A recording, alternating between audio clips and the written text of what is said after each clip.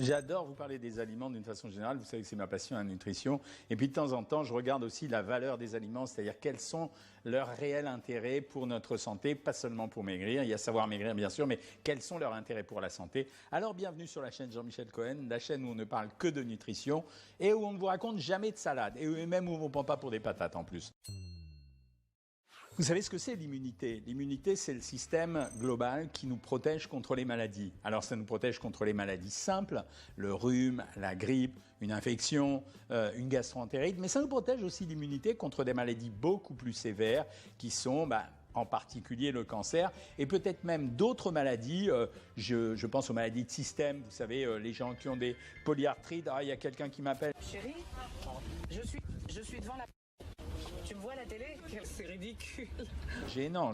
Donc, des maladies qui sont beaucoup plus graves. En fait, tout marche à cause de l'immunité. Donc, je voulais savoir s'il y avait des aliments qui stimulaient l'immunité. Mais quand je fais des trucs comme ça, j'aime pas les faire à l'arnaque, comme tous les gens qui vous disent « Ouais, manger du curcuma, ça suffit pour guérir. Ouais, bouffer de la grenade, etc. » Ça, c'est pipeau, les gars. Ça suffit pas. Il faut un ensemble d'aliments pour améliorer l'immunité, ne serait-ce que parce que les quantités qu'on consomme, c'est pas régulier, permanent. Et quand on associe plein d'aliments comme ça dans la semaine ou dans la journée, ça va marcher. C'est-à-dire qu'on va renforcer l'immunité. Ça ne va pas combattre la maladie forcément, mais ça va renforcer notre pouvoir personnel de guérir contre les maladies. Alors, il y a des aliments, vous allez le voir, qui sont assez surprenants. Je vais commencer par le premier, c'est les champignons.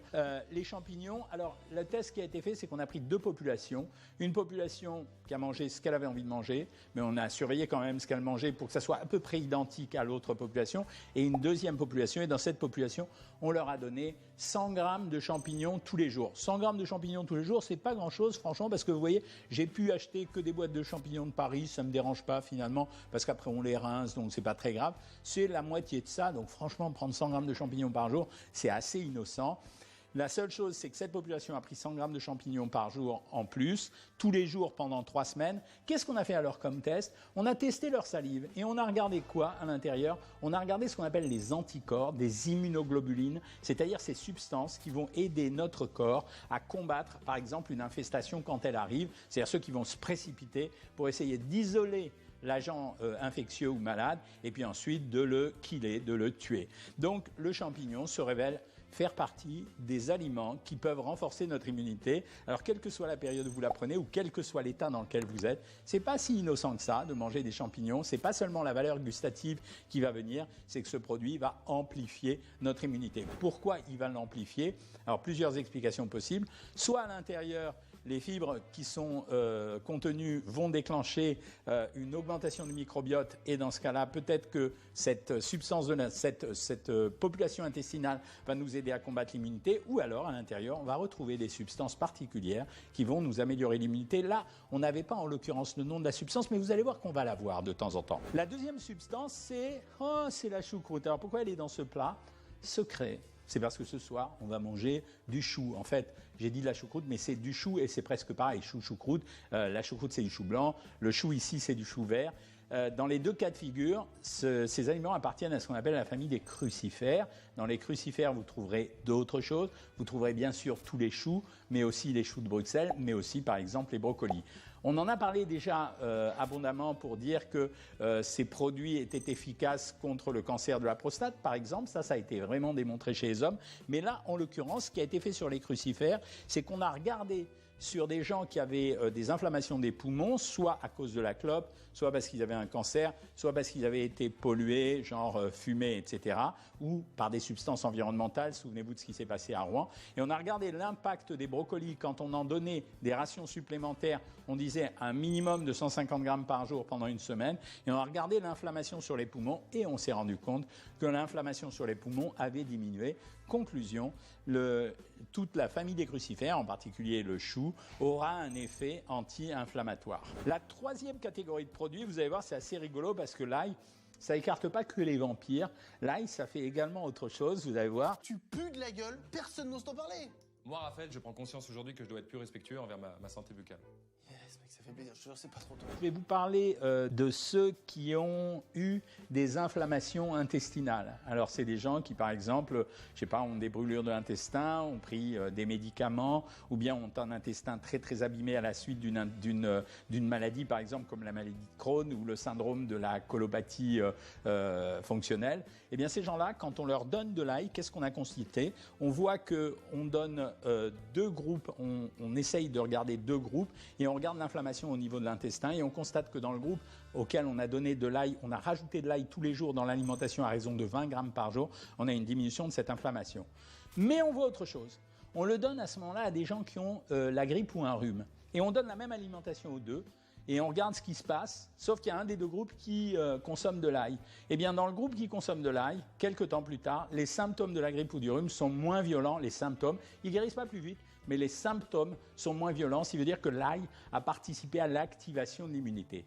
Quand je vous raconte ça, je ne vous raconte pas ça en le sortant de mon cerveau, en inventant ou en écrivant un roman. Je vous le sors parce qu'on a eu des expérimentations là-dessus. Quatrième produit dont je voulais vous parler, c'était le raisin. Il est largement connu. Le raisin, produit riche en flavonols. Les flavonoïdes, ça veut dire que ce sont des substances antioxydantes. Et les substances antioxydantes, elles aident également à améliorer l'immunité. Alors là, on a fait autre chose. On a donné 2 mois de jus de raisin à une population pour voir ce que ça donnait.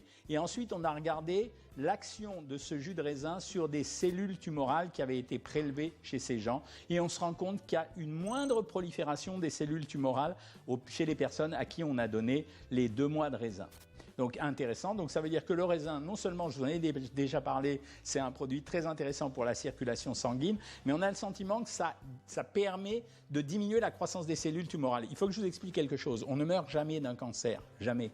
On meurt en fait des conséquences d'un cancer, parce que le cancer, c'est comme une espèce de noyau qui dit à un moment donné, qui envoie un signal dans votre corps pour dire « Hé les gars, les vaisseaux sanguins, arrivez vers moi, j'ai des bonnes choses à vous raconter ». Donc il va y avoir un développement de la circulation sanguine autour du cancer, et c'est cette circulation sanguine qui va trimballer des cellules cancéreuses partout dans notre cœur pour que ça forme des métastases. Eh bien, ce qu'on constate, quand on donne 2 mois de jus de raisin ou de raisin à ces gens, c'est qu'il y a une diminution de la croissance des cellules tumorales. C'est une expérimentation qui a été démontrée, prouvée. C'est pas du pipeau de chez Pipeau comme j'en entends de temps en temps. Le piment, alors là, je vous donne la substance. Ça contient une substance qui s'appelle la capséine. La capséine, si on prend de la capséine, alors par exemple, on prend une tumeur. On l'extrait. Et puis, on va balancer dans la tumeur, parce qu'on ne va pas le laisser avec la tumeur, le monsieur. On va balancer dans la tumeur de la capséine à l'intérieur, cette substance issue du piment. Et qu'est-ce qu'on voit? On voit la mort progressive des cellules tumorales. On en a donc conclu que le piment, il avait plein de possibilités. Il avait notamment la possibilité d'être un antiseptique. C'est pour ça qu'on le consommait largement dans les populations du Sud, parce que quand les gens attrapaient des gastro-entérites, il fallait bien qu'ils guérissent. Et bien, le piment était un produit qui leur permettait de tuer les microbes. Mais la deuxième chose qu'on sait aujourd'hui, c'est que cette capséine contenue dans les piments, elle va aider à avoir une activité antitumorale. Et vous voyez, c'est pas innocent tout ce que je vous raconte, parce que quand on démonte des choses comme ça veut dire que derrière, il y a une équipe qui va aller extraire de la capséine, qui va associer peut-être de la capséine à autre chose, à une protéine pour le porter, ou bien à le diluer dans quelque chose, et qui va refabriquer un médicament, parce que les médicaments ne viennent pas de rien. Donc voilà déjà 1, 2, 3, 4, 5 substances qui sont intéressantes. Alors je dis pas qu'on va manger du piment tous les jours, mais en fait, manger un peu de champignons tous les jours, un peu de chou tous les jours, un peu d'ail tous les jours, un peu de raisin tous les jours, un peu de piment tous les jours, ça va faire un effet cocktail, mais cet effet cocktail, cette fois-ci, il sera largement positif. Enfin, derrière substance, on en a beaucoup parlé. On a 2 catégories d'amateurs. On a les amateurs de thé vert et les amateurs de thé noir. Le thé vert, on le boit principalement en Asie, à moins que je me plante, mais je crois que c'est en Asie, je ne sais plus. Donc je crois qu'il y en a un des deux qu'on prend plus en Amérique du Nord et l'autre plus en Asie. En tout cas, le thé vert, il contient des substances aussi antioxydantes. Alors quand je dis des substances antioxydantes, je n'y croyais pas il y a quelques années. Je disais ouais, c'est un fatras, etc. En fait, c'est difficile à isoler, mais en fait, il y a les flavonoïdes, il y a les polyphénols, etc. Mais le thé vert fait vraiment partie des substances antioxydantes. Donc ça veut dire que boire un thé par jour, ben c'est pas mal. Ça nous protégerait de pas mal de choses. Mais vous avez 2 conclusions à tirer de ça. La première conclusion, c'est utilisation de ces aliments. Et la deuxième conclusion, c'est de dire que la variété alimentaire nous protège. La variété alimentaire nous protège. Si j'étais capable de manger régulièrement, par exemple, ces 6 aliments, je ne vous les ai pas tous cités, il y en a d'autres, mais j'ai choisi ceux-là.